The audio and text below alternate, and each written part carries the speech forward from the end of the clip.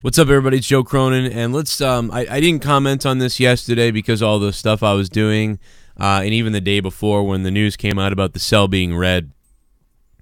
Dude, are people like that petty that they're angry the cell is red? I never seen so much butthurt over the color. Why is it bad that the cell is red? I don't understand. Like, everybody freaking out.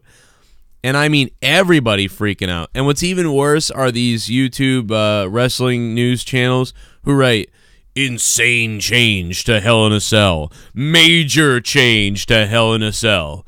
Like, dude, they painted the fucking thing. They painted the fucking thing red. There's not a major change. They painted the cell red. You know? At one point, steel cages were blue.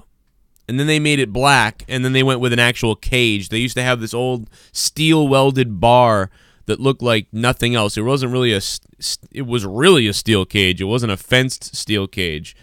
Now that you could consider that probably a major change, going from the old early '90s, mid '90s steel caged bars to the caging, the fencing. But this is not a major change. Painting the cell red is not a major change, and I couldn't give a shit. That it looks kind of cooler. Like, if anything, it looks kind of cooler, I guess. You know, big whoop. The pay-per-view's still probably gonna suck. I don't know. However, this could be, you know, Jeff Hardy could be deciding to retire soon, so maybe he's going to do something crazy. I watched a local guy, Ryan Waters, HTO Waters, Ryan Waters, a great trainer, trained guys like TK O'Ryan and Vinny Marcellia, and so many other guys that people don't even know about unless you're a local guy, so I won't go into it too much. But he retired last night, and he put it all on the line at Top Row Promotions.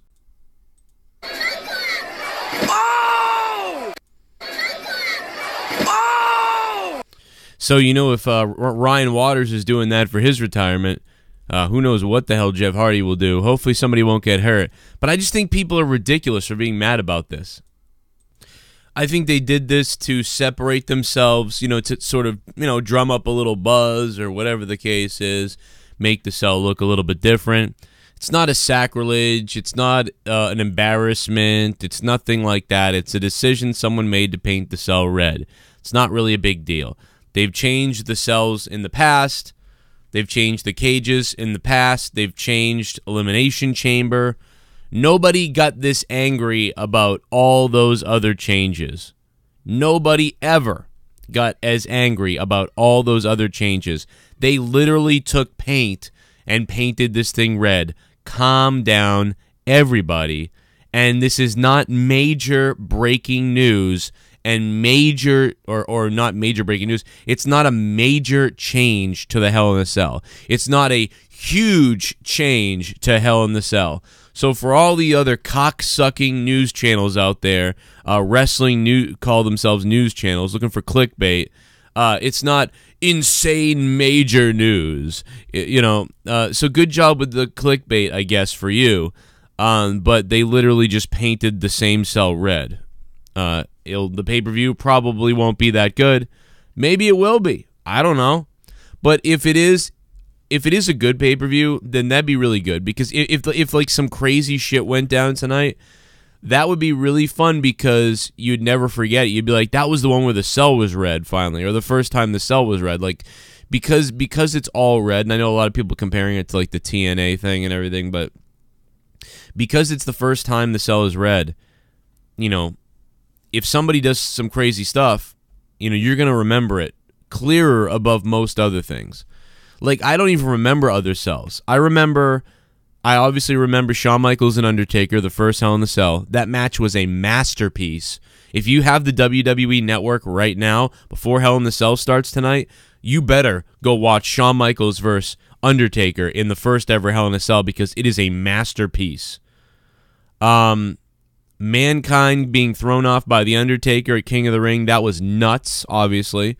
So those two matches are one of those two matches are the best of all time. And then Hell in the Cell died for me the minute that Rikishi's fat ass fell into a friggin' haystack. When I saw Rikishi fall into a haystack, I went, that was dumb. And after that, I never really enjoyed Hell in the Cell again. I mean, I will obviously, Shane McMahon jumped off it recently though, and that was pretty wild. So, Shane jumping off it was nuts. So that was, I remember that. And I do remember the Shield. I do remember Seth and Dean having a decent Hell in the Cell match. And I don't remember any of the other ones. You guys would have to tell me about the other ones. I forget them all. Okay, actually, you know what's funny about that? I was at Hell in the Cell in Boston physically, and I just remembered that now. I think it was Roman versus Rusev, and I don't really remember. I do remember Sasha Banks versus Charlotte because, I got to say hi to Sasha before, and, her getting thrown out near us in the crowd, and, they had talked about they're coming over there, and everything. But, so I remember that, obviously, and the match wasn't the best, but it was okay, but it wasn't, again, there just hasn't been very many good Hell in the Cell matches. The Hell in the Cell matches have been, maybe a tick above a cage match. So, it could mean something if somebody does something wild tonight and the cell's red, because it will help, for the older fans like me who have a terrible memory, it'll help me remember, hey, that was when the cell was red. But most likely tonight's pay-per-view will be lackluster, and the build has been damn near garbage. So you hope the pay-per-view saves the story, I guess, because the pay-per-view always has to save the story now because the week-to-week story is garbage. So you hope the results of the pay-per-view continues a story for the WWE writers who can't tell a story. When it comes down to booking the wrestling match, that's why the matches save everything sometimes, right? Because a lot of the writers in the back, the TV writers and the people like that, and the Vince McMahon and things like that, they write these horrible stories and ideas, but when it comes down to booking the matches, the agents and the wrestlers do that. So a lot of times, that's why you get a match that's good, and then you think the story sucks. Because two different minds are working on that. Wrestling minds are working on the wrestling. And unfortunately, if people were smart, you'd realize wrestling minds should be working on the stories too. Good wrestling minds should be working on the stories. But instead, you have a few wrestling minds working on the stories and a bunch of other guys. And then you have everything overwritten by Vince McMahon based on whatever they're doing with Roman that week. So that's the garbage part. Anyway, I really enjoyed Corrupted Podcast last night. If you're a patron, I just want to shout out Charlene became a patron. I want to show you this, guys. This is really fun last night. Really was fun last night. It was a good episode. I don't often start praising stuff. But El Tomlo, he deleted his pledge. Well, fuck you, El Tomlo. No, just kidding. If you're listening, I love you, man. I don't know what happened, though. Charlene M. became a $5 patron. The Pink Beetle became a $5 patron. And Juan Garibay became a $5 patron. Thank you all for becoming $5 patrons.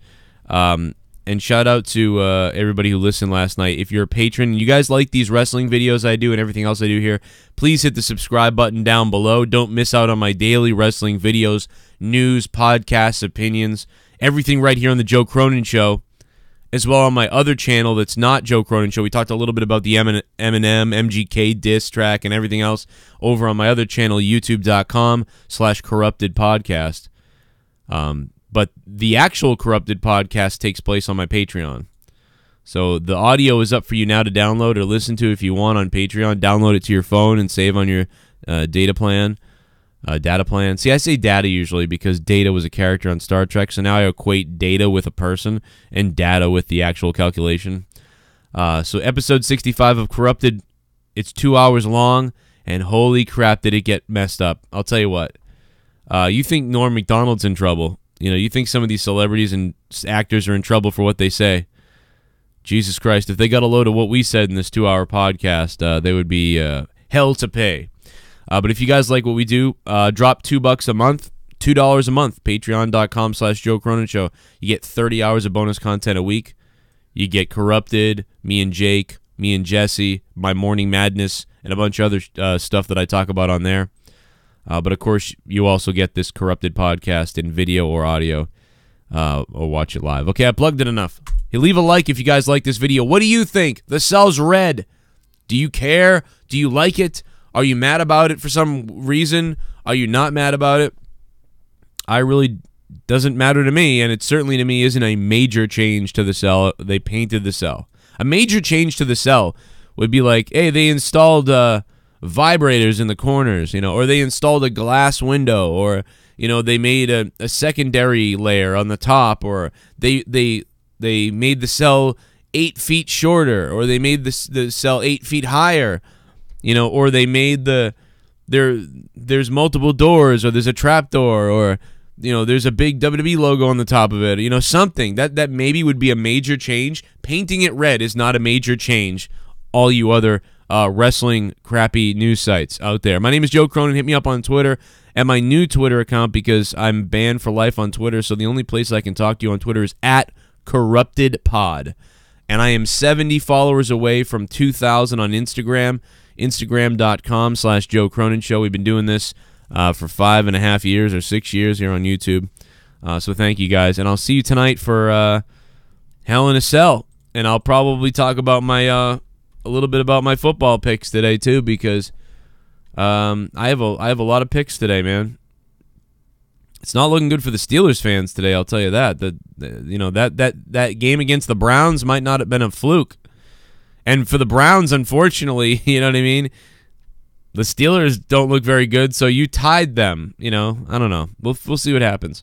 Hell in a Cell will be live tonight from this channel right now, so mark it down. I will be live after Hell in the Cell, as I'm live after every WWE event.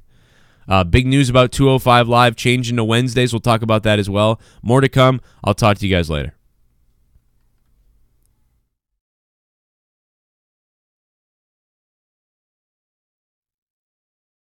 If you want to check out my Patreon, there's a bunch of free stuff on there, including podcasts. For $2 a month, you get Corrupted, and for $5 a month, you get everything. Support my channel and what I do and keep me making these videos by going to Patreon and supporting that, but also you get a whole bunch of content anyway. Otherwise, here's some other videos you might have missed.